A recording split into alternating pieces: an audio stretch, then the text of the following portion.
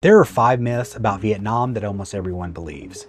I believed most of these myself before my first trip. These myths aren't just wrong, they are keeping people from experiencing one of the most incredible countries in the world because we are making decisions based on movies that are, 50 years old or based 50 years ago, instead of the modern reality. I'm about to bust these myths based on my real experience traveling through Vietnam, solo with my wife and with my 4-year-old son. And looking back, I'm actually a little embarrassed about what I thought before I went. Myth number 1, and this is a big one, Vietnam is all about the war. When I grew up, my entire mental picture of Vietnam was helicopters, jungles, conflict, and I genuinely expected to feel heavy, tragic atmosphere the moment I landed. But here's the reality.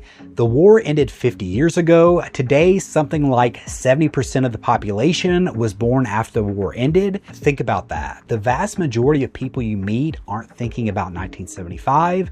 They're thinking about their startups, their families, and their future. If you go looking for history, you will find it. Some great museums are there. But if you go looking for energy, you will find the country that is optimistic, young, and moving forward very fast. Myth number 2 flows directly from the first one. Vietnamese people must dislike Americans because of our history. I was genuinely nervous before my first trip. I thought there might be some tension there, but the reality was the exact opposite. I have traveled north to south and I have never felt a single ounce of animosity. While history museums might tell one story, the guy selling you coffee just wants to know where you're from and if you like the drink. The younger generation especially is incredibly warm, curious, and eager to practice English with you. From my experience, they treat Americans with incredible hospitality. Overall, the Vietnamese people have moved forward a long time ago.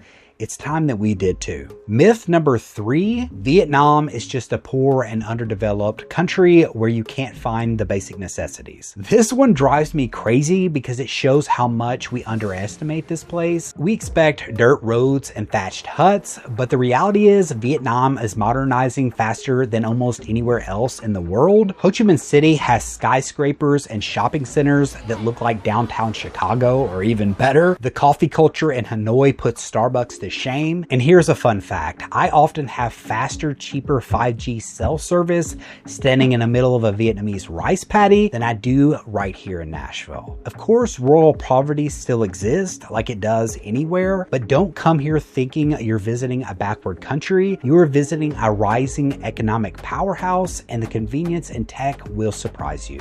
Myth number 4 is that Vietnam isn't safe for families, especially with young children. People hear Southeast Asia and they think danger or chaos, and well, traffic is kind of chaos, but the reality is Vietnam is one of the safest countries we have ever traveled to. Violent crime against tourists is incredibly rare, but more than that, Vietnamese culture is obsessed with children. Hey baby! Yeah.